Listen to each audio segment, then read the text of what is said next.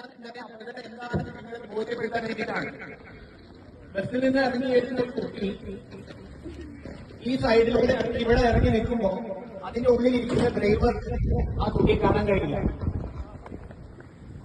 അതിനുശേഷം ഈ കുട്ടി ഇവിടുന്ന് ഇങ്ങനെ വന്ന് ഈ ബസ്സിന്റെ മുന്നിലൂടെ കയറി ഇവിടെ എത്തി ഈ ഭാഗത്ത് നിന്ന് ക്രോസ് ചെയ്യുമ്പോഴും അവിടെ ഇരിക്കുന്ന ഡ്രൈവർക്ക് ഇതിനെ കാണാൻ പറ്റില്ല. ഇതിനെയാണ് ബ്ലൈൻഡ് സ്പോട്ട് എന്ന് പറയാ. അപ്പോ ഇതുവഴി ഇങ്ങനെ പോകുന്ന കുട്ടീനെ ഒരു കാരണവശാൽ ആര് കാണുന്നില്ല? ഡ്രൈവർ കാണുന്നില്ല. അപ്പോ ഒരു ബസ്സിന്റെ മുന്നിലൂടെ ജീവിതത്തിൽ ഒരിക്കലും ഇതുപോലെ നിങ്ങൾ ക്രോസ് ചെയ്യാൻ ശ്രമിക്കരുത്. മിനിഞ്ഞാന്നുണ്ടായ അപകടത്തിന്റെ വ്യാപ്തി അത്രത്തോളം വലുതാണ്. ഡ്രൈവർ കണ്ടില്ല, കുട്ടീനെ ബസ് ഇടിച്ചിടുകയും അതിന്റെ ഫ്രണ്ട് ടയർ കയറി ആ കുട്ടിയുടെ മുകളിൽ കൂടെ കയറി. അത് മാത്രമല്ല, അത് കഴിഞ്ഞ് ബാക്ക് ടയറും ആ കുട്ടിയുടെ മേലെ കൂടെ കയറിയിട്ടാണ് ബസ്സിലെ ഡ്രൈവർ അറിയുന്നത്.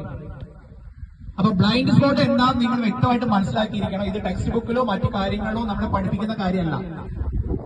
അതായത് ബ്ലൈൻഡ് സ്പോട്ട് എന്ന് പറഞ്ഞു കഴിഞ്ഞാല് അവിടെ ഇരിക്കുന്ന ഡ്രൈവർക്ക്, ആ ഡ്രൈവർ സീറ്റിൽ ഇരിക്കുന്ന ആൾക്ക് ഈ ദൂരത്ത് നിന്നാൽ മാത്രമേ കാണാൻ കഴിയുള്ളൂ.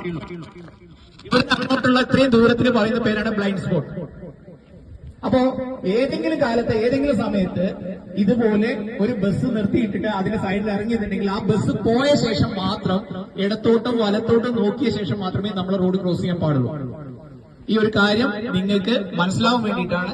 താങ്ക് യു മോളെ. മോളെ പേരുന്നത് റിസ്വ. അത് വളരെ ഭംഗിയായിട്ട് സഹകരിച്ചു. റിഫയ്ക്ക് എന്റെ ഒരു സമ്മാനം. Thank you.